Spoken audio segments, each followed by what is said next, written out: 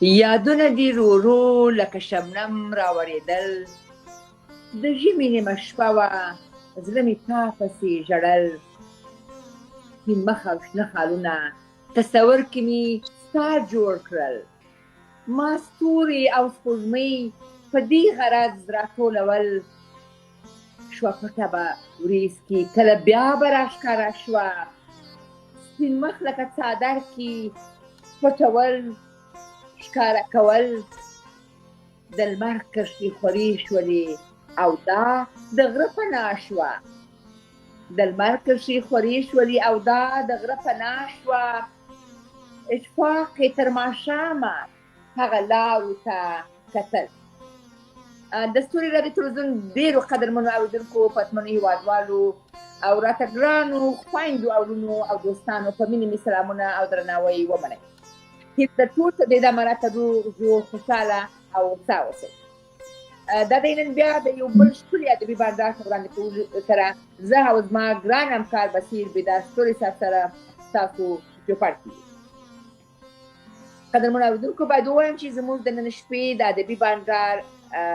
میلمه یو خوږژبی شاعر اشفاق خټک صاحب دی.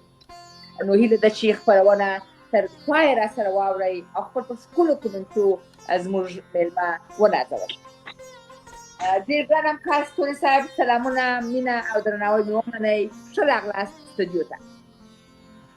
وعلیکم سلام ګران همکار، زه هم تاسو ته او قدرمنو پتمنو اورېدونکو، لیدونکو، کتونکو، مینوالو ته د زړه د تله سلامونه وړاندې کوم. خدای دې وکړي چې ټول به راته روغ جوړ او خوشحاله اوسي. زه هیله مند یم چې زموږ اورېدونکي موږ تر پایه پورې بدرګه کړي زموږ سره. زموږ د نن شپې د ادبي بنډار میلمه اشفاق خټک صاحب دی. اشفاق خټک صاحب ډېر خوږژبی شاعر دی او نن سبا په دوبۍ کې هلته کاروبار لري، هلته اوسېږي. نو زموږ سره په دې خپرونه کې به د یو ساعته پورې د یوې ګنټې پورې د میلمه وي. د ده به خواږه خواږه کلامونه، شعرونه تاسو اورئ، د ده خواږه خوږې خبرې به اورئ. نو تر پایه پورې موږ بدرګه کوي او زموږ میلمه په خپلو قیمتي کمنټونو باندې ونازوئ. مهرباني. قدرمن اشفاق خټک صاحب، السلام علیکم، ستړي مسئ، په خیر رالاست. ډېره خوشحاله یم چې زموږ د ستوري رادیو تلویزیون بلنه ومنله. نو هرکلی درته وایم.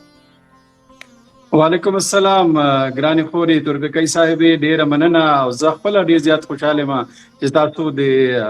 په خپل پاڼه باندې ماته د راتلو اجازت راکړو، بلنه مې راکړه. نو ډېره مننه او ډېر احسانمند یم ستاسو جي. هیله کوم. مهرباني ستوري صاحب. اشفاق خټک صاحب، زه هم درته په خپل نوبت سره هرکلی وایم او ډېره مننه م کوم چې زموږ دغه ادبي بنډار بلنه مو ومنله. الله مو خوشحاله لره. د خپرونې آغاز دی، شروع ده. زما همکاره به له تاسو نه ستاسو د ژوند په هکله باندې تپوس کوي، هغې نه وروسته به بیا خپرونه باقاعده شروع کېږي او پر مخ به ځو، تر یو ساعته پورې به تاسو موږ سره یي. بله بلکل. خټک صاحب، که څه هم تاسو خو یو پېژندلي شاعر یاست او خلک د اشعارو سره څخه تاسو پېژني، خو بیا هم که تاسو د خپرونې په پیل کې په لنډ ډول ځان معرفي کړئ چې خټک صاحب څوک دی، چیرې زېږېدلی دی، دا مهال چیرې ژوند کوي، تحصیلات یې تر کومه کچه کړي دي، نو ډېر به خوشحاله سو. او څه دنده لرئ، نو دا زموږ ویاړو چې تاسو ځان معرفي کړئ. مهرباني خټک صاحب. مهرباني جی، بالکل. زما نوم جی اشفاق احمد خټک دی. زه دا کوړي سره نږدې شیدو کلي کې پیدا شوی یم. زما پیدایش چې کوم دی نو 1988 دی او چونکې شروع زما چې کوم دی انګلیش میډیم سکول کې شوی، لیکن ادب او پښتو باندې ماینو ما نو کتابونه د شروع نه د ستر خوشحال خټک صاحب نه، والد الرحمن بابا، خاطر شینواری، خاطر افریدي، حمزه شینواری او ګران سائل صاحب، په موجوده طور کې خدای بخښلی تراب صاحب، او بیا امام منظر صاحب. دا مې ډېر نږدې استادان او دغه پاتې شوي دي. دوی مې ډېر کتابونه لوستو دي. په دغه وجه باندې ما چې کوم دی نو د ادب سره او د شاعرۍ سره مینه پیدا شوې ده او باقاعده د شاعرۍ آغاز چې کوم دی نو ما د 1996 د لسم نه چې کله زه په لسم کې وم نو هغه ټایم نه ما پښتو د شاعري آغاز کړی چې هغه ټایم زما استاد چې کوم نو درون قیوم منظر صاحب او بل ګران استاد مې چې نو هغه اجمل خټک صاحب نو دینه چې کوم ما زده کړه کړي دا مزید زده کړه اوس چې کوم نو امام منظر صاحب دې سره ناشته مو د دې په لمن کې ناشته مو زده کړه کوم جی بله دا ته یو پوښتنه راغله چې خټک صاحب دغه د خټک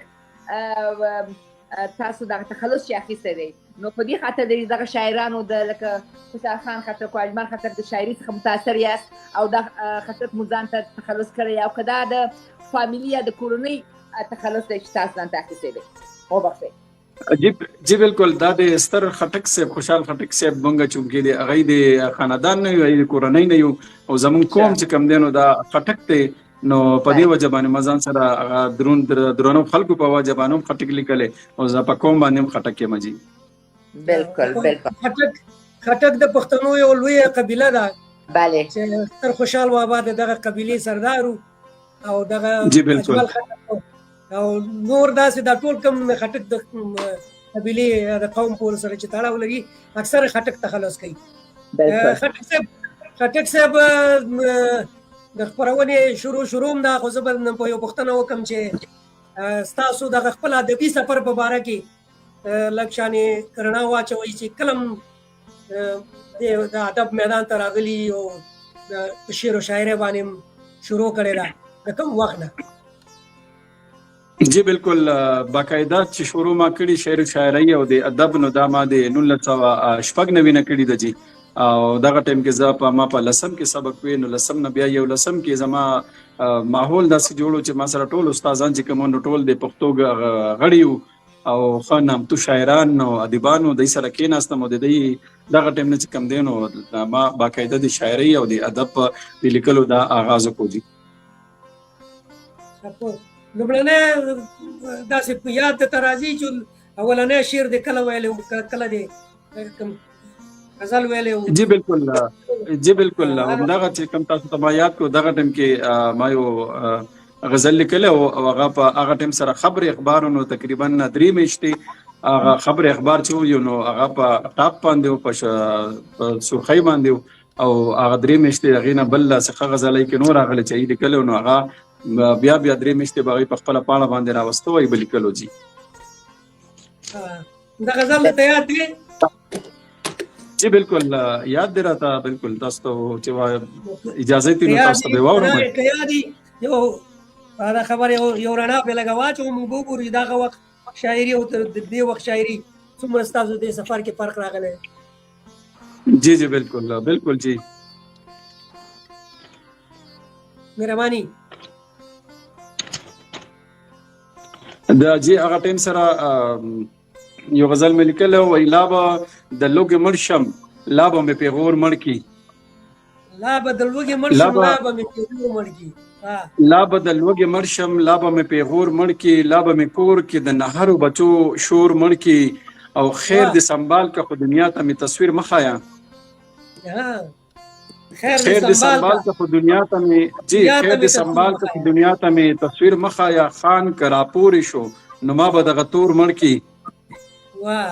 او که مې د خېټې لمبې پاس د شونډو سر ته خیږي که مې د خېټې لمبې پاس د شونډو سر ته خیږي جی او ډېر پې خوشحاله یمه ما دې دغه اور مړ کي نو که د حابیل قابیل کیسه وه نو څه وجه خو وه که د حابیل قابیل کیسه وه که د حابیل قابیل کیسه وه نو څه وجه خو وه دلته خرور راپاسې بې وجې خپل ورور مړ کي نو ته د جنت په تمه زه یې د یار رضا لکوم ته د جنت په تمه زه د یار رضا لکوم ته د جنت په تمه زه د یار رضا لکوم جنت ستا نصیب شي ما د ټنګ ټکور مړ کي او مرګ به راځي دا مې ایمان دی خو یو سوال کومه مرګ به راځي دا مې ایمان دی خو یو سوال کومه مرګ به راځي دا مې ایمان دی خو یو سوال کومه د یار په در کې په سجده مې د نسکور مړ کي او زه خو به یې وایم که په ما فتوه د کفر لګي حق به لیکم لکه منصور مې د ضرور مړ کي نو مقصد جی وای خدایا نه هر خېټه خیم خو یو سوال کومه خدایا نه هر خېټه خیم خو یو سوال کومه خدایا نه هر خېټه خیم خو یو سوال کومه اشفاق خیر کمه د وچې ډوډۍ شکور مړ کی ډېر ښه یاره اشفاق خټک صاحب دا چې د لومړنی شعر دی نو اوس خو به انشاءالله د دې نه هم درې چنده څلور چنده ستاسو کلامونه شعرونه جی بس دا په 1999 کې هغه انسان باندې کړی. خټک صاحب واقعا ډېر ښکلی کلام ورته واوروئ، خو یو پوښتنه را پیدا شوه څنګه چې ستوري صاحب هم د پخوا او د اوس د شعرو پوښتنه ستاسو نه وکړه. ستاسو په نظر دا د پښتو شعر شاعري په هکله ستاسو نظر څه دی؟ آیا هغه څو ډېر کلونه مخکې شوه او که اوس څه تغیرات پکښې راغلي دي؟ ستاسو نظر په دغه شعر شاعري کې زه غواړم چې پخوا څنګه وه او اوس څونه مخته تللې ده؟ ستاسو نظر څه دی؟ جی درنې پورې فرق خو پکې ډېر راغلی دی. جی مخکې چې کوم شاعري وه نو هغې کې مقصد و، هغې کې بیداري وه، هغې کې سبق و. او اوس زیاتر شاعران اوس هم شته دی لکه څنګه خدای بخښلی تراب صاحب شاعري به کوله یا منظر صاحب کوي یا داسې نور زموږ اوس هم ښه شاعران شته دی، ښه سوچ لري او په خصوص توګه باندې ستوري صاحب دی خپله یو ښه سوچ لري، ښه شاعري کوي. نو اوس هم شته دی خو ډېر شاعرانو زنه زما ګیله دا ده چې هغوی د خپل مقصد نه د پښتنو د بیداروالي نه او دغه انقلاب نه چې کوم دی نو هټ کې دی شاعري کوي. نو ټیک ته نن سبا د میډیا دور دی، د یوټیوب دور دی، د ټیک ټاک دور دی، په دې باندې خو مشهورېږي خو چونکې د پښتون هغه اصل مقصد پکې نه پیدا کېږي. بالکل د قوم ولس وطن په هکله ډېر ښه مو وویله. خټک صاحب دلته دوستان راغلي څه کومنټونه یې رااچولي دي، که ستاسو اجازه وي دغه کومنټونه بیا لوړ ځي، که چا کوم دوست کوم پوښتنه کړې هغه به هم درته ووایم، بیا په کومنټونو چې خلاص شو بیا به تاسو خپله دوی ته ځواب ورکوئ که ستاسو خوښه وي. جی بالکل. زموږ ګران او خوږژبی شاعر اجمل اټک یوسفزی لور راغلی دی، وایي ډېر ښه مینه او درناوی خپرونه اورو. سلامونه یې تاسو ما ته او ټول ساعت وړاندې کړي چې سلام ته علیکم سلام وایم. قدرمن اټک صاحب ستړی مسې په خیر راغلاست. زموږ قدرمن مشر فضل مولا فرقي صاحب راغلی دی چې په پای کې بیا تاسو ځواب ورکړئ. زه به ټول کومنټونه ووایم خټک صاحب، بیا به تاسو په آخر کې ځواب خټک صاحب تاسو ورته غوږ کېږئ، تاسو به یاداشت وکړئ ځان سره که کوم شی یا نومان به یاداشت وکړئ. فضل مولا فرقي صاحب لیکلي دي چې قدرمن اشفاق صاحب تورپیکۍ خور او ستوري صاحب ته سلامونه او احترامات وړاندې کوم. قدرمن مشره ستړی مسې په خیر راغلاست. خوشحاله یم چې زموږ مشران زموږ سره په خپرونه کې دي، نو د دوی په راتګ سره زموږ هره خپرونه رنګینه ده. قدرمن میرویس بنډوال صاحب راغلی دی، سلامونه تاسو ته ما ته او ستوري صاحب ته وړاندې کړي چې سلام ته علیکم سلام وایم. او وایي ګران میرمن خټک صاحب تاسو هغه شعر چې تاسو ورباندې مشهور شوي یاست هغه به راته ووایاست، یعنې په کوم شعر تاسو مشهور شوي یاست هغه شعر به بیا دوی غوښته دی بیا به په خپله خټک صاحب ته ځواب درکړي. قدرمن زاهد خان راغلی دی، سلامونه لیکلي دي، وایي واو څنګه ښایسته شاعري کړې ده، ستاسو کلام یې ډېر تعریف کړی دی. قدرمن بهیر سروري صاحب راغلی دی، وایي د ستوري رادیو تلویزیون ټولو کارکوونکو اورېدونکو ته سلامونه وړاندې کوم او یو خاص سلام د پروګرام قدرمن میلمه ته وړاندې کوم. له خوږژبي شاعر څخه هیله لرم چې یو غزل راته واورئ. نو سروري صاحب غزلونه به ډېر ځینې واورو. ستاسو سلام ته علیکم سلام وایم، زموږ د مینې ډک سلامونه واورئ. نو نن د خټک صاحب زموږ میلمه دی، یو غزل به نه ډېر غزلونه به ورته ووایي. قدرمن سمیع الله حیات صاحب راغلی دی، سلامونه مې وایي ومنئ. ستوري صاحب وایي خپرونه مو وایي اورو، ټول ستړي مه شئ، خدای مو خوښ او خوشحاله ده، مینه او مننه او درنښت. نړۍ مننه کور مادر سمیع الله صاحب، خدای مو روغ جوړ لره، خوشحاله یې په خپرونه کې راسره یاست. زموږ یو بل خوږژبی شاعر قدرمن عبدالله پیوان صاحب راسره دی، سلامونه او نیکې هیلې راته دي، سلام ته علیکم سلام وایم. پیوان صاحب ستړي مه شئ، په خیر راغلاست. قدرمن ذکي راهیل صاحب راغلی دی، وایي سلام تاسو او ستاسو قدرمن میلمه ته، الله مو روغ او جوړ لره، تل کامیاب اوسئ. نړۍ مننه وروره، تاسو هم سلام وړاندې کوم، خدای دې وکړي چې جوړ او روغ اوسئ. زه نور کومنټونه نه وینم، ستوري صاحب که کوم کومنټ زما څخه پاتې شوي وایي نو مهرباني. نو حساس یوسفزی صاحب راغلی دی، د هغه لیکلي دي چې السلام علیکم ورحمت الله وبرکاتو. محترم ډاکټر صاحب، ګرانې تورپیکۍ خور جانې او یو د نن پروګرام دروند میلمه اشفاق خټک صاحب او د ستوري راډیو ټلویزیون ټولو اورېدونکو ته سلام او مینه وایم، مینه او ښه راغلاست وایم. حساس یوسفزی صاحب ډېر خوږژبی شاعر دی، زمونږ همیشنی همکار هم دی او بس همیشنی اورېدونکی هم دی البته همیشه زمونږ خپرونې اوري او د یاسین انجان صاحب کمنټ تاسو لوستلی و؟ نه زه نه وینم هغه. بله تاسو یې نه وینئ؟ بله نه پوهېږم. زمونږ ډېر قدرمن شاعر او زمونږ د سترګو تور چې همیشه مونږ سره مینه کوي، مونږ دوه ځل دلته په دې خپرونو کې میلمه کړی دی قدرمن دیا سنګ انجان صاحب راغلی. دیا سنګ انجان صاحب لیکلي چې قدرمنې تورپیکۍ کور قدرمن ستوری صاحب ستاسو دروند میلمه اشفاق خټک صاحب ستاسو قدرمن تخنیکي همکاران او ټول اورېدونکو ته د زړه د تله سلامونه او نیکې ډالۍ کوم. ښکلې خپرونه ده، بریا او سرلوړي مو غواړم. قدرمن دیا سنګ انجان صاحب مونږ سره خو الفاظ نشته ستاسو د مننې د ادا کولو، تاسو په خپله خوږ ژبې شاعري او زمونږ خپرونې مو څو ځل په خپلو مرکو باندې ښکلې کړي دي او ښایسته کړي دي. ډېره مننه. زبیر عایل صاحب راغلی دی. زبیر عایل بله هغه مې وویله. بله بس دغه دوه کمنټونه پاتې و، نور خو زما په خیال باندې تاسو بالکل. زه هم د قدرمن دیا سنګ انجان صاحب او یوسفزي ورور ته چې اوس کومنټ ما هم ولیدی خپل د مینې ډک سلامونه وړاندې کوم. خوشحاله یم چې زموږ په خپرونه کې دي انجان صاحب، خدای دې راوله. ډېره خوشحاله یم چې زموږ دروند شاعر انجان صاحب او قدرمن ورور یوسفزي ورور هم په خپرونه کې دی. نو ستړي مه شئ، په خیر رالاست. هرکلی درته وایم. خټک صاحب مهرباني دغه مسیجونه وه. نو دوستانو شعرونه درڅخه غوښتي دي. لومړی شعر وایي چې تاسو مشهور سوي یاست، هغه کوم دی؟ نو تاسو پوځئ او اورېدونکي مهرباني. جی ډېره مهرباني. او د ټولو چې چا هم کمنټونه کړي نو ډېر ښه کمنټونه کړي، ښه ځوانونه کړي او د دغه وجه دا د دی په وجه باندې چې کوم دی نو موږ کې حوصله پیدا کېږي او موږ نور هم چې کوشش وکړو چې پښتنو دپاره د پښتو ادب دپاره او پښتو کلچر دپاره چې څومره محنت کېږي لیکل کېږي نو انشاءالله کوو به. او زما چې کوم تاسو ړومبی غزل یا ړومبی شعر یاد کړو نو هغه به چې کوم زیات مشهور شوی دی هغه زه تاسو ته اوس ووایم. جي بله مهرباني. ژوند د ملنګ مزه کا، نشه د بنګ مزه کا، د پیالې کړنګ مزه کا او د رباب ټنګ مزه کا. واه واه واه د رباب ټنګ مزه کا ډېر ښکلی. جی ژوند د ملنګ مزه کا، نشه د بنګ مزه کا، د پیالې کړنګ مزه کا او د رباب ټنګ مزه کا، چې د عزت شمله دی همیش له جګه ساتي، دا حیاداره پیغله په سر ننګ مزه کا. واه او زه پرنګونو نه یم چې دا او دا به ښه وي، چې ستا اوربل پټوي بس هغه رنګ مزه کا،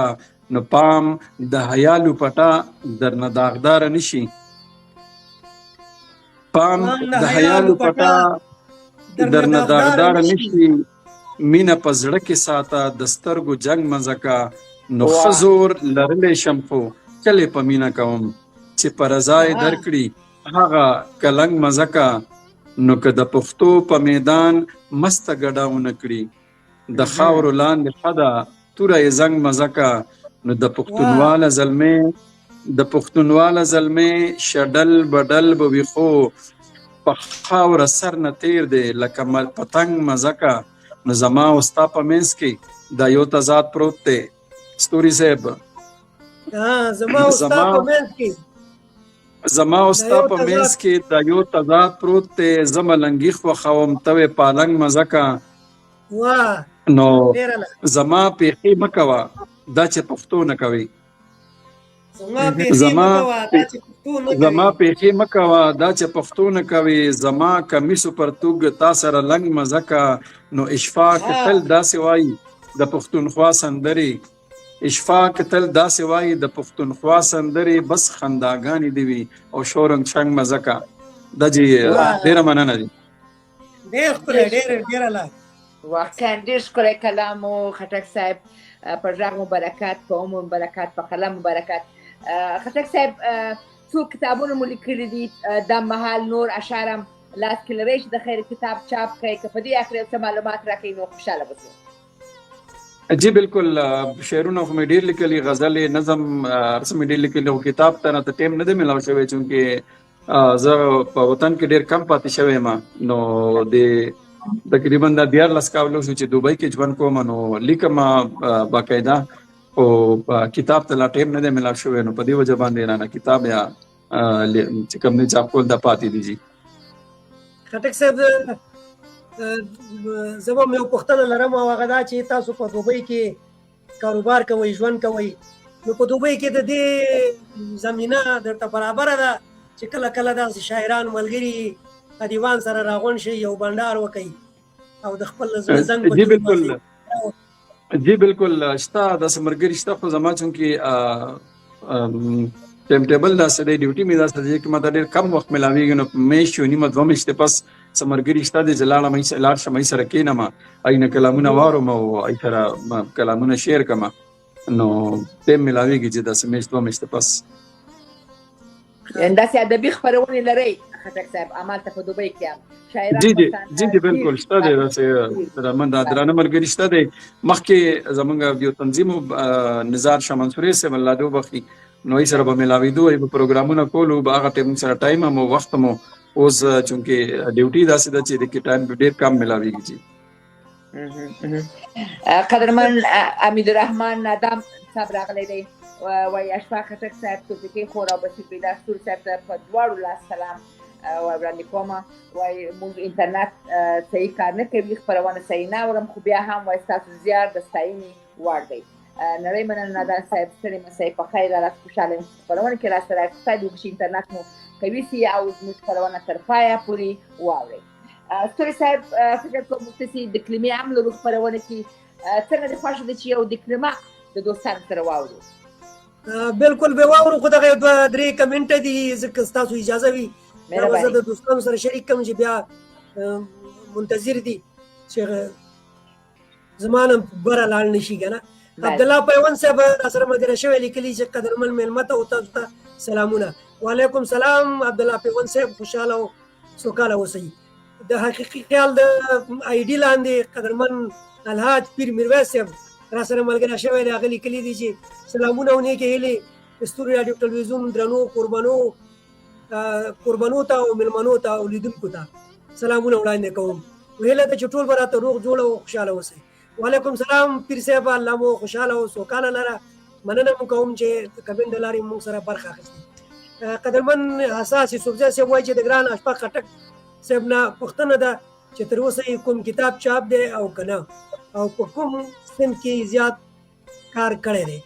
نو کتاب خو هغه مخکې نه ذکر وکړه چې کتاب مې لا چاپ نه دی کوشش کوم چې چاپ یې کړم او د صنف خبر به ته په خپله وکړي چې غزلې زیات لیکلی دی نظم یې زیات لیکلی دی یا نورو صنفونو کې زیات دغه کړی دی زمونږ خپله خلقۍ د احمدشاه ابداله د آی ډي لاندې سیما افریدی خور ده هغه هم راغلی ده هغه لیکلي چې السلام علیکم ستوری صاحب او توفیقي خورجانې او ګران مېلمه ته وایي هرکلی وایم ډېره زیاته مننه خورجانې خوشحاله اوسئ تاسو هم زمونږ همیشنۍ اورېدونکي او کله کله زمونږ خپرونې ته سر راښکاره کوئ حتما راسره د کمنټ د لارې برخه اخلي ډېره زیاته مننه کوم عبدالله پیوند صاحب لیکي چې تورې تیارې دي ډېرې اوږدې دي تورې تیارې ډېرې اوږدې سوې بادار راوړې رڼا او سهارونه بالکل دغه یو آخري یو کمنټ بل هم دی نظامي سیرت وایي په پیدا کړو څنګه چل دی پی ډي اف سلامونه امیدواره چې ښه یاست له چاپ وروسته زه نه پوهېږم چې د مطلب یې دا دی چې د کتاب به وایي د چاپ وروسته پیدا کړو په پی ډي اف باندې که نه دغه پوښتنه یې کړې ده زه لومړی د پوښتنو ته جواب ووایي او که دکلمه کېږو جواب خو نور داسې زه خو د قدرمنې سیما خور ته دوړلاسي سلام راچوم پر ما ډېره ګران زما ډېره خوږه خورکۍ ده او تل زما پوښتنه کوي نو زه ډېره خوشحاله یم خپرونې کې راسره ده سیما خورې ستړې مه سې په خیر رالې خوشحاله یم چې تا وینم خپرونې کې نو که چیرې کوم بلې دغه پوښتنې ته به په خپله خټک صاحب ځواب ورکړي او بیا به یو ډکلمه اخلي خټک صاحب مهرباني خټک صاحب جی بالکل د غزل باندې چې ما ډېر کار کړی د ستوري صاحب او د ګران خورې تورپیکۍ صاحب غزل باندې نظمونه مې هم لیکلي دي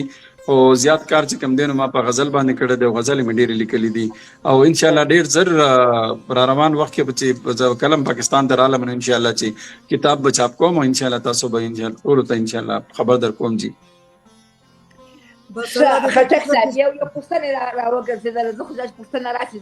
زه نه ساتم نو مرتسو خو شکر افغانستان امنو چې زموږ خپل وطن دی. تاسو کله افغانستان ته تللي یاست که نه یاست تللي، نیت لرئ چې ولاړ شئ، څه خاطرې لرئ د هغه ځای نه لرئ؟ په دغه اخر یو څه راته ووایاست چې زموږ خوشحاله شي. جی تورپیکۍ خور بالکل افغانستان ته زه تللی یم او افغانستان سره زما ډېر خواږه یادونه دي. په کونړ کې، په جلال آباد کې، په لوګر کې او په کابل کې زما ډېر خواږه ملګري دي. هغې سره زه پاتې شوی یم او زما هغه میلمستیا تر زه یم چې تر څو پورې به زما ژوند دي او کومه میلمستیا او کوم عزت چې ماته افغانستان کې میلاو شوی نو دا زه یم چې ماته په خپل کور کې هم دلته کې هم نه دی میلاو شوی. جي نو ښایسته خاطرې لرئ. که چیرې بیا هم زمینه د خیره مساعده سي نو حتما غواړئ چې ولاړ شئ، ملګري ووینئ، وطن ووینئ. یعنی جی بالکل افغانستان زمونږ دویم کور دی او زمونږ باندې ډېر خوږ دی او زمونږ په یو بادام کې دوه ماغزونه چې زمونږ مثال هغه دی. ان شاء الله چې وخت به راځي بیا به یو ځای کېږو کې نو به راځو به ان شاء الله افغانستان ته. بالکل ډېره مننه. کور مو ودان. راځئ چې یو دقیقه واورو ستوري صاحب، بیا به که کومنټونه راغلي بیا به وروسته هم زه وینم او ویلی شم. یو دقیقه به واورو چې خپرونه نیم ساعته ورسېدله چې دوستان خسته نه سي او خټک صاحب هم خسته نه سي. نو یو دقیقه به واورو بیا به بېرته راوګرځو خپل خپرونې ته. سمه ده.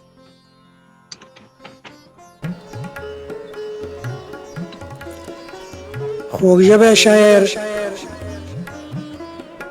ښاغلی اشفاق خټک وایي چې ماحول خاموش دی، څوک مین به د یار غم جاړي. ماحول خاموش دی، څوک مین به د یار غم جاړي. او څوک لیونی به جدایي د خپل صنم جاړي. څوک لیونی به جدایي د خپل صنم جاړي.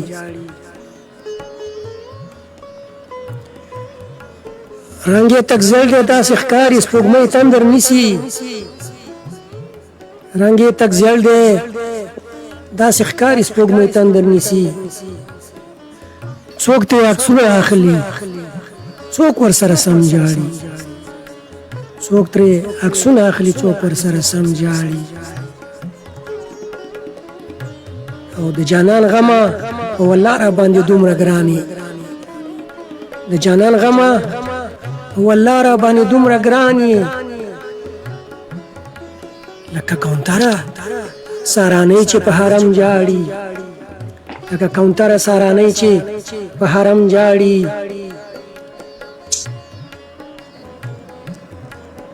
او که لوړ مقام غواړي د یار د قدم خاورې کزان. که لوړ مقام غواړي د یار د قدم خاورې کزان. او بلال ته ګوره په سرو شګو محترم جاړي. بلال ته ګوره په سرو شګو محترم جاړي. او څنګه چې وینه د لرګي دننه لارې کوي.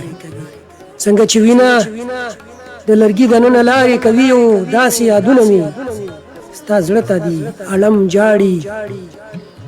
داسې یادونه مې ستا زړه ته دي علم جاړي. او مطرب زما د غم سندره پکې وچېړله.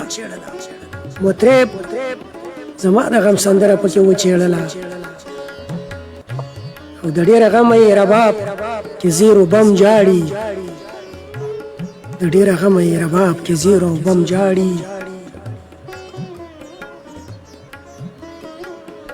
مسافري شاړې میاري او ستا دیدن داسې.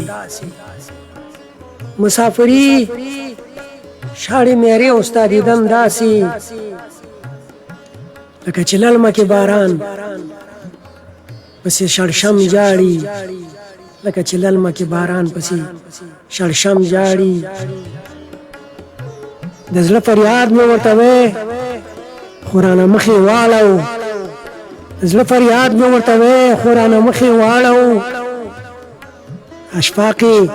ځکه نن په ژبه د قلم جاړي. اشفاقې ځکه نن په ژبه د قلم جاړي.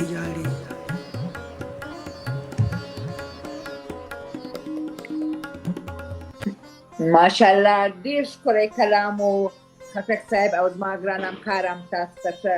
دکلمه کړی و، نو خدای دې وکړي چې تاسو هم خوښ شوی خټک صاحب.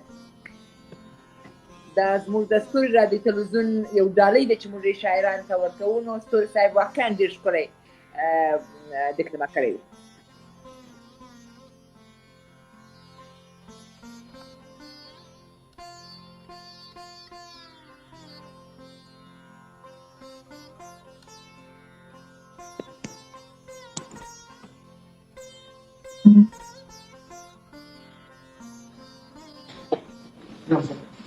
خټک صاحب زمونږ غږ اوري؟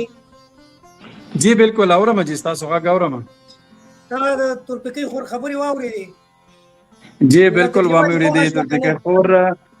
غزل بلا دومره ښه وله به نه و، خو چې کوم رنګ ورته ستوري صاحب ورکړی و نو دې سره بالکل د غزل چې کوم دی رنګیني او خوند دا چې کوم دی پیدا شو دي. مقصد چې ستاسو خوښ شوی نو خټک صاحب یو دوه کومنټ راغلی ستوري صاحب. قدرمن رشید احمد رو راغلی سلامونه لیکلي دي. زموږ ډېر خوږژبه شاعر حکیم الله ساکن صاحب راغلی دی، وایي د ستوري رادیو تلویزیون وایي ټول کوربنو ته ستوري صاحب او تورپیکۍ جانې خور ته سلامونه وړاندې کومه، وایي او ټول اورېدونکو ته خصوصا د نن ورځې قدرمن مېلمه اشفاق خټک صاحب ته السلام علیکم ورحمة الله وبرکاته. وروسته له دې پوهېږو داسې راته ښکاري لکه محترم مېلمه چې د اوسني شاعرانو څخه لږ شانته ګیلهمن دی، وایي چې وایي شاعران هغه خپل مقصد پرېښی دی. زه خو وایم چې وایي شاعران ښه شعرونه لیکي، البته لږ د فکر فقدان پکې ښکاري. نو وایي یا تاسو په دې هکله کوم فکر لرئ؟ دا یې د خټک صاحب پوښتنه کړې چې باید یې په خپله ځواب ورکړي. قدرمن ورور مې معزلي بدبیر صاحب راغلی دی، سلامونه او نیک هیلې وړاندې کړي دي. وایي خدای دې ټول روغ جوړ اوسئ. خوجانې وایي ته ډېره مینه او ژوند غواړم، خپرونه ډېره په زړه پورې او مزېداره ده، غوږ یم درته. وایي زه ستاسو ورور معزلي د پېښور د بدبیر څخه ستاسو خپرونه اورم، خوشحاله او کامیاب اوسئ. نړۍ مننه بدبیر صاحب، خدای ژوندی لره، خوشحاله یم په خپرونې کې تاسو راسره یاست. همدارنګه قدرمن فضل مولا تورکي صاحب ویلی چې یو ځل بیا تاسو ټول ته سلامونه وړاندې کوم. مشره ما خو تاسو سلام واخیستی او خو د مینې سلامونه مې هم تاسو ته وړاندې کړل، نو خدای دې وکړي تاسو هم اورېدلی وي. قدرمن پیر میرویس صاحب یو شعر راستولی دی چې زه کوشش کوم چې یو دوه فرده یې ووایم. وایي د ساقي د میو جام به درنه هېر کړم، نوم د تب په خوله وانخلې نن دې شپه ده. ته به وایې دا مسته به وي په څه کې، ځان خبر کړه چې نن شپه د غزل شپه ده. نن د ستوري په استدیو کې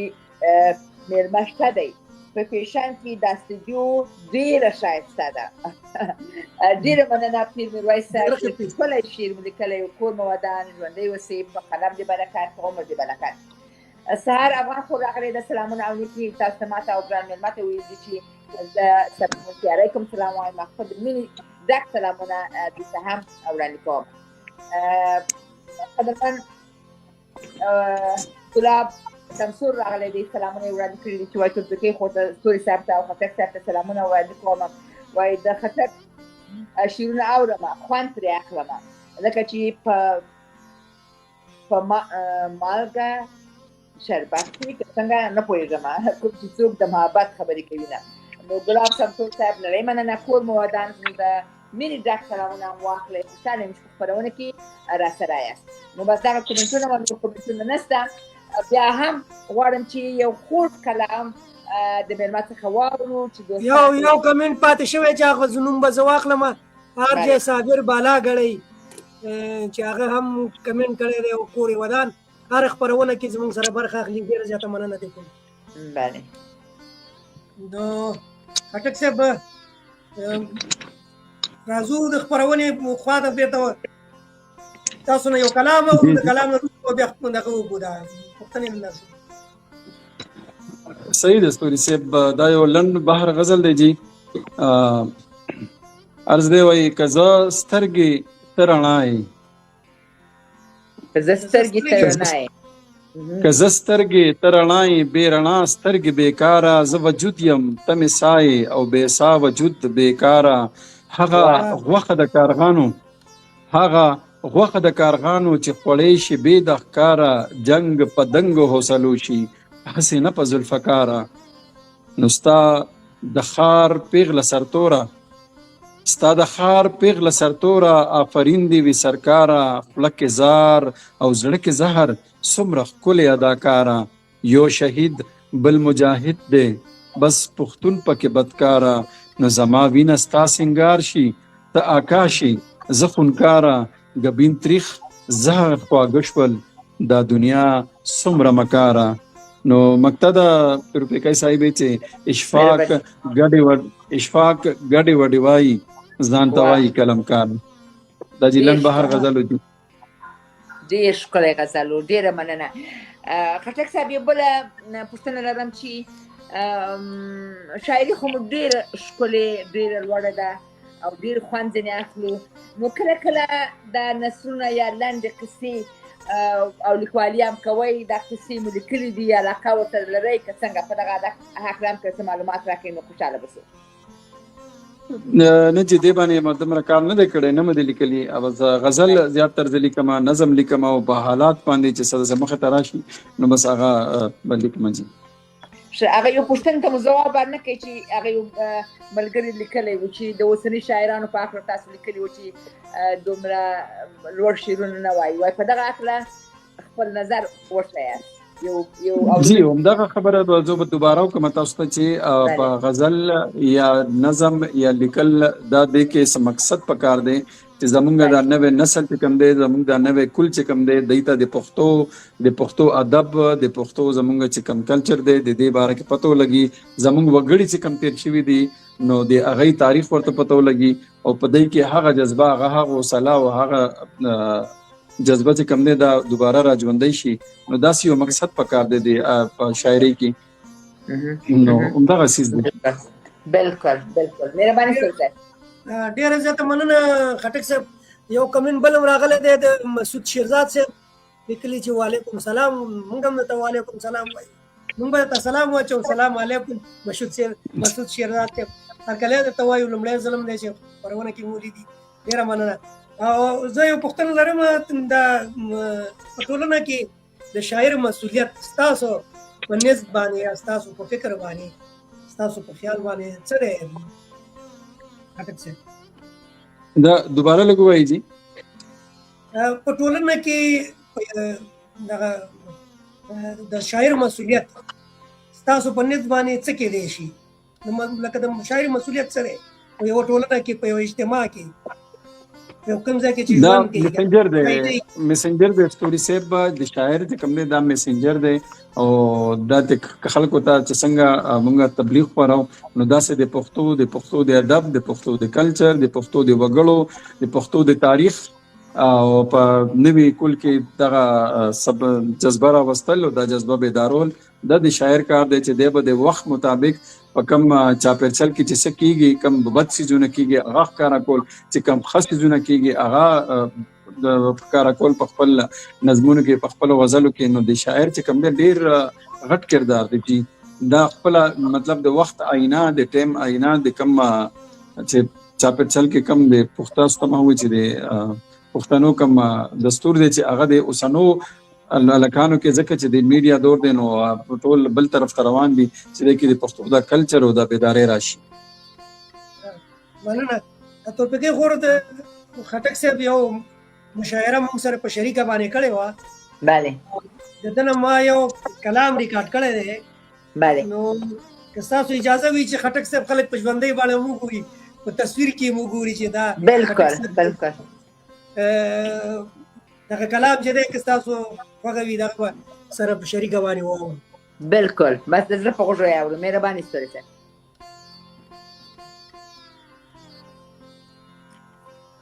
الرحمن الرحیم د ټولو ناول خو زه راغلي مېلمنو ته زموږ د بر ملګري دوی ته ډېر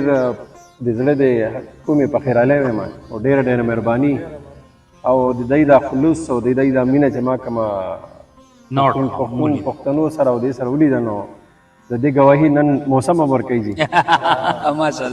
والله د 2-3 ورځې ډېره سخته ګرمي وه نن څنګه موسم دی نو حقیقت دی جی بالکل زه خو څه ښه شاعر نه یم خو بس د ادب د کاروان یو دا چې وایي چې ښه شاعر نه یم دا ښه شاعر یو نالایقه غوندې غلی وي دا د خاکساري دی که دا نه د ځینې خلک وایي چې مات ګوډ وایي داسې دی چې دا هم د دې ملګرو برکت دی جی مهرباني ساجي کلام دی جی وایي خو سلام د چنار په شان د دنګه حوصله مه د چنار په شان د دنګه خو پښتون یم په قسمت باندې بدرنګه همداسې ده جي همداسې جی بالکل همداسې حوصله مه د چنار په شان د دنګه خو پښتون یم په قسمت باندې بدرنګه پیدا شوی د بارودو په لوګو کې واه واه پیدا شوی د بارودو په لوګو کې بل محس لیدلی نه دی بې د جنګه هاي هاي هاي اشفاق خټک صاحب مننه ډېر جی. شعر دی مننه جی داسې ده که نه یا جی او د کور ورمه هم بیللې دشمنی کې د کور ورمه هم بیللې دشمنی کې دلته څه دي موږ نه څه غواړې ملنګه واه واه واه واه واه مهرباني جی د کور ورمه هم بیللې دشمنی کې دلته څه دي موږ نه څه غواړې ملنګه ملنګه او لکه مسته په میدان به ګډېدله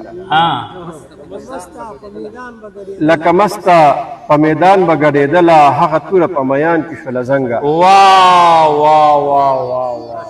مهرباني جی ډېره مننه لکه مسته بالکل حقیقت په میدان به ګډېدله هغه توره په میان کې شوله زنګه همداسې ده او د وطن ملالې پاسه یو تکبیر کا د وطن ملالې پاسه یو تکبیر کا شاه زلمي د وطن ټول شولو بې ننګه واه واه واه واه واه واه اشفاق مننه جی د وطن ملالې پاسه یو تکبیر کا شاه زلمي د وطن ټول شولو بې ننګه بېننګه او مونږ په سره وینه تل سره ګلان پاللي مونږ په سره وینه مونږ په سره وینه تل سره ګلان پاللي د باران په تمه نه کینو ګل رنګه مننه جی وایي تل مجون په شاړو غرونو کې تیر کړی تل مجون په شاړو غرونو کې تیر کړی ملنګان یو عادت نه یو د پالنګه او مونږ شړنګ د زولنو ته هم ګډیږو مونږ شړنګ د زولنو ته هم ګډیږو مونږ شړنګ د زولنو ته هم ګډیږو پښتانه یو مونږ مړه یو په آهنګه او زه اشفاق شام و سحر په دې سودا یم زه اشفاق شام و سحر په دې سودا یم پښتانه به رایوځی شي سره څنګه ډېر ښکلی کلام و خټک صاحب نړۍ مننه کور مو ودان واقعا اشعار مو یو تل بل ښکلي دي او اورېدونکي ډېر د زړه په غوږو یې اوري ټول یعنې صفات کوي ستاسو د اشعارو نو کور مو ودان خټک صاحب ستوري صاحب په چیرې بل پوښتنه ولرئ دغه یو څو کمنټونه راغلي دي دغه تاسو ولولئ دغه نوي کمنټونه کره دغه شي بیا بله زه به دا ولولم قدرمن شاعر ذبیح الله اجران صاحب راغلی دی سلامونه او ستاسو قدرمن مېلمه اشفاق خټک صاحب تاسو خدمت مو وایي اورم ښکلې خپرونه ده بیا هم ستوري صاحب ستاسې هڅې د ستایلو دي د لا زیات په هیله مو کور ودان ژوندی اوسئ اجران صاحب ستړی مه شئ په خیر راغلاست زموږ ډېر خوشژبه شاعر نعمان لودین صاحب راغلی دی وایي محترم ډاکټر بشیر بیدار ستوري صاحب ته او محترم خسرو فقیه ته او قدرمن مېلمه ته سلامونه وړاندې کوم خپرونه مو وایي په مینه اورم نړۍ مننه ژوندی اوسئ لودین صاحب خوشحاله یم چې په خپرونه کې راسره یاست صلح صبح خور راغلی د سلامونه یې لیکلي دي چې سلام پې علیکم سلام وایم خوشحاله یم چې په خپرونه کې راسره ده نو نور کومتونه نشته د خټک صاحب څخه یو پوښتنه لرم خټک صاحب تاسو خو ماشاءالله یعنې شاید ډېر سفرونه مو کړي لکه تاسو چې وویل اوس فعلا په دوبۍ کې یاست افغانستان ته هم تللي یاست شاید نور هېوادو ته مو هم سفر کړی نو د ژوند د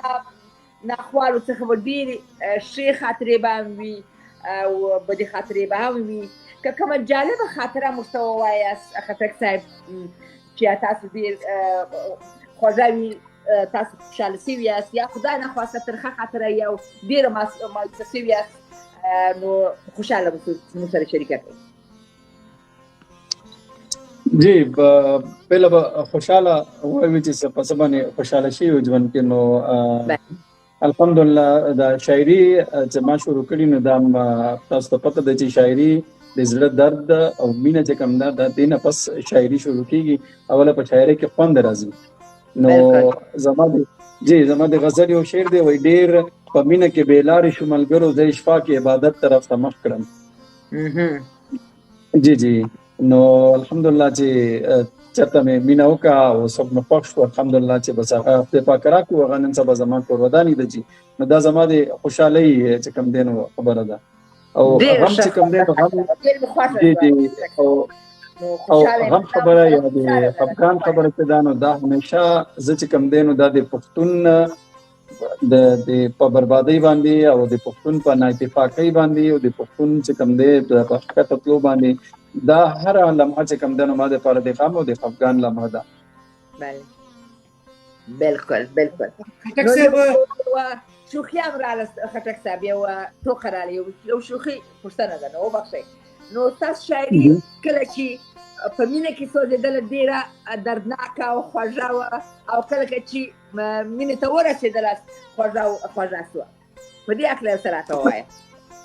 دا دواړه ښې وې توربیکۍ پورې دواړه ښې وې د هغې نه مخکې هم ښه وه هغې نه وروسته هم ښه وه نو دا د ژوند ټولې په دغه چې مرحلې چې کوم دي نو دا ښې وې. د درد و سوزه به ډکه وه که نه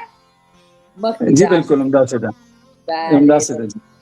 نو ډېره خوشحاله شوم چې تاسو خپل مینې ته ورسېدلاست. الله مو د ژوند تر پایه پورې خوشحاله ارام امین سره ستاسو جي ډېره مننه مهرباني. زه همیشه خلکو نه د خپلو مېلمنو نه یو تپوس کوم چې هغه تورپیکۍ خور هم را سره کله پکې رغې شي چې ستاسو ودونه څو دي اولادونه څو دي خو تاسو د واده مخکې د دې نه چې زه پوښتنه وکړم تاسو اظهار وکړم نو د اولادونو تپوس به وکړم چې اولادونه هم څو دي. جی زما درې اولادونه دي 2 زامن مې دي مشر مې زوی دی د 15 کالو بیا مې لور ده هغه د 7 کالو ده بیا ورپسې اوس زوی دی درېم مې هغه د 4 کالو دی جی. الله عزت پرېږدي.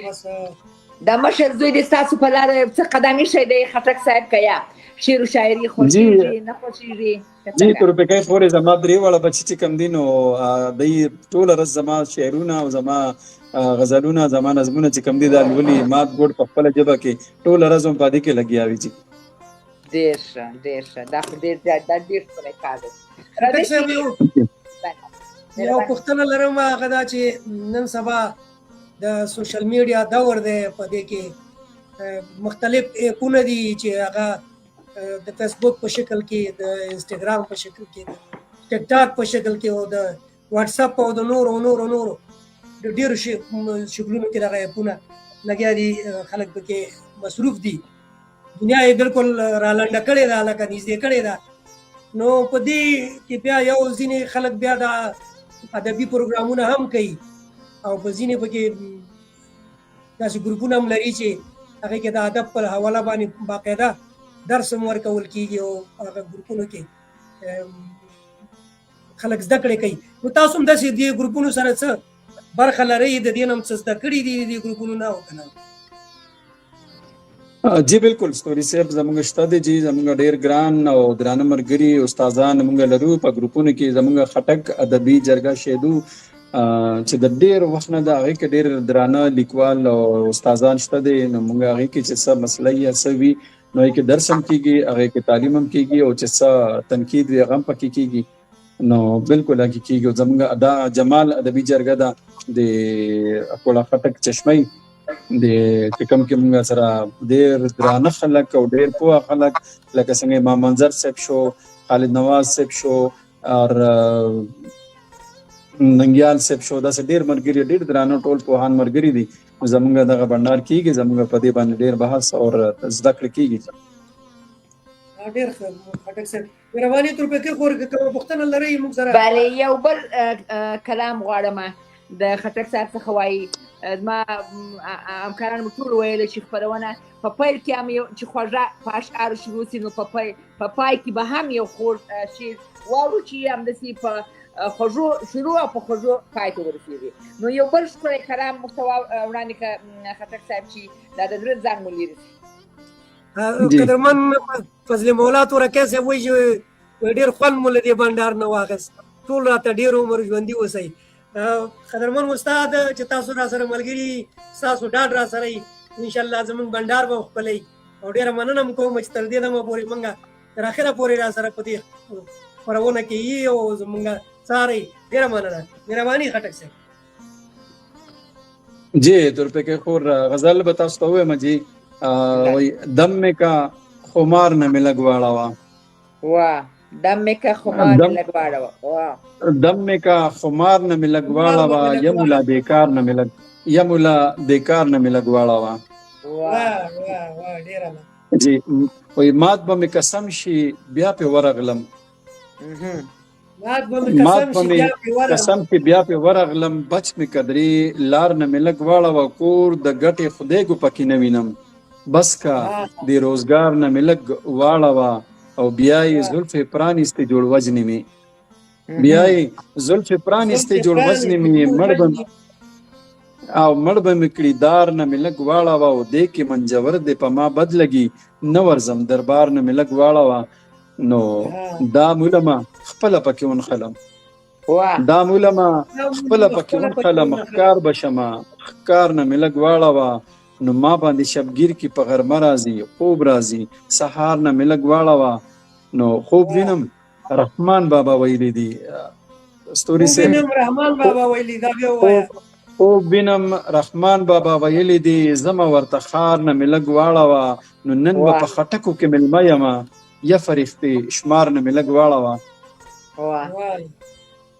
جی نن به په خټکو کې مېلمه یمه یا فرښتې شمار نه مې لږ واړه وه او مقتده جی وایي شپه مو د اشفاق سره شیدو کې ده روره دی نو خار نه مې لږ واړه وه نو یو شعر پکې اضافه که خټک صاحب چې نن د ستوري راډیو تلویزیون کې زه مېلمه یم او بل به څنګه یې بل مصرع جی بالکل بالکل بالکل شاعران خټک صاحب بل پلار یو شاعر درلودی چې دم دستي شعر جوړوی نو وبخښئ چې ما تاسو غافلګیر کړاست موږ به یو وخته ورکوله بیا به ده موږ ته دغه کوله شعرونه ویل نو ستاسو راتګ واقعا زه خوشحاله یم چې نن خپرونه کې راسره واست ډېر ښکلي اشعار مو راسره شریک کړه ډېر ښکلي خبرې مو وکړې نو فکر کوم ستوري صاحب د اخري شیبې دي د خپرونې که څنګه بالکل اخري شیبې دي 2-3-4 منټه پاتې دي هغې کې به خپرونه راغونډه کړو زه به دغه مکمله کړمه ستوري په راډیو کې چې مېلمه یم زه راشه ننګرهار نه باندې مې واړوه که ډېر ښه دي ننګرهار ته مې لږ واړوه جی جی بالکل دا اخري شیبې دي خټک صاحب مونږ خپرونه راغونډوو او په اخري کې به پروفیکر خو تاسو نه خپل بله خټک صاحب اول خو خوښ یاست د نن خپرونې څخه څنګه وو خپرونه څنګه وه څه پیغام لرئ خپل ځوانانو ته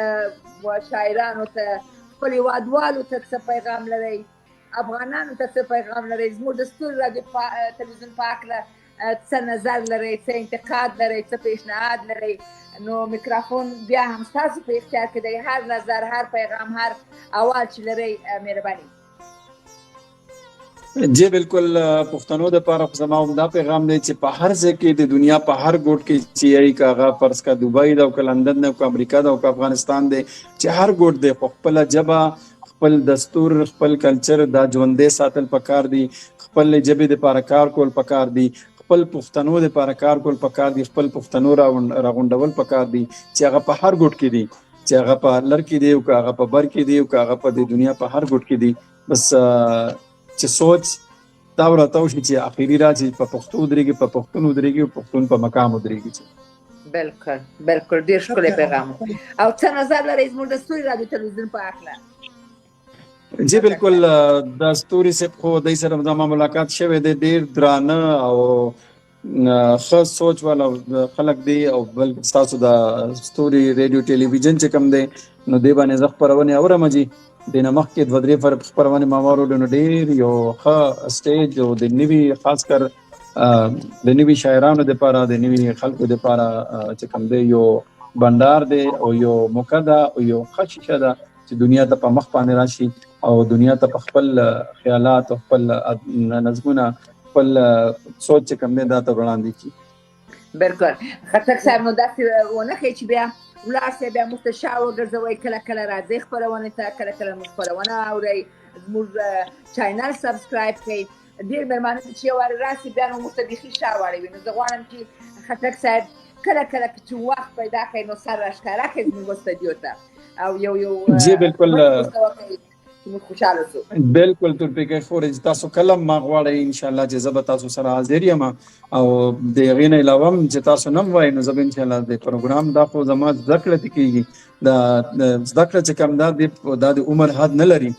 او نه د دې استاد شته دی، دا تر اخره پورې څو پورې چې انسان ژوندی دا زده کړه کولی شي. نو ستاسو د ستوري رادیو تلویزیون نه ډېره زده کړه مو وکړه. جی خټک صاحب دا کوم کسان چې کمنټونه کوي دې کې تقریبا 50% داسې کسان دي چې هغه دلته په دې چینل کې میلمانه شوي دي او دا ماغه مینه ده چې هغه کله راځي نورو میلمنو ته کمنټونه کوي او تورپیکۍ خورم دا مطلب دی چې راځه د کمنټ د لارې برخه اخله موږ سره شریکېږه او بل دا دی چې دا زمونږ چینل چې دی دا په خپل هم فالو لایک کا او نورو ملګرو ته هم ووایي چې فالو لایک کړي ځکه چې دا بیا یوټیوب کې وراچو نو په یوټیوب کې دا خپرونه تر کلونو پرته وي ته خو فیسبوک کې 10 ورځې پورې ساتي بیا یې ډیلیټ کوي. نو دا زموږ دا دواړه چینل چې دي د یوټیوب او دغه یوټیوب هم په دې نوم باندې دی. زه به تاسو سره بیا لینک شریک کوم چې زه کله دا ډاونلوډ کوم په یوټیوب کې واچوم هغه هم درسره شریک کوم نو هغه هم سره فالو کوي سبسکرایب بیا کوي. جی بالکل ضرور جی ضرور. دا زمونږ تاسو چې ما د کم عزت راکو کم مقام راکو زه دومره نه ښه شاعر یم نه مخ سوچ ته دی او بیا هم تاسو دومره ډېر عزت راکو نو تاسو خپله ډېر د عزت وړ یئ او انشاءالله چې بالکل هر ټایم زه د چینل سره یم تاسو سره به یم. ژوندی اوسئ خټک صاحب. نو خپرونه ډېره مننه جی. دا یو ساعته خپرونه وه واقعا ښکلي اشعار مو راسره شریک کړه، خپرونه مو ډېره راسره رنګینه کړه. خټک صاحب نو ستاسو د راتګ نه یو ځل بیا زه نړۍ مننه کوم چې په دې تنګ وخت کې چې مصروف هم واست بیا هم رالاست او خپل دا قیمتي وخت مو زموږ په اختیار کې راکړئ. نو نړۍ مننه کوم. الله مو اوږد عمر درکړه، خوشحاله ژوند هوسا اوسئ خټک صاحب. نړۍ مننه او خپل د ګرانو اورېدونکو څخه هم تر دې دمه راسره وه او ښکلي کمنټونه یې ورته وکړه. نړۍ مننه کوم. دا چې تر بلې خپرونې پورې بیا ستاسو په چوپړ کې حاضرېږو. ټول په لوی خدای سپارم خټک صاحب، ستوري صاحب او ټول اورېدونکو ته ښه شپه کوم ځای کې چې ورځ ده ښه ورځ ورته غواړم. الله مو مل شه. ډېره مننه خټک صاحب. مهرباني وکړئ آخري اسلام کلام چاته وایي مهرباني. جی ډېره مننه جی ډېره مننه.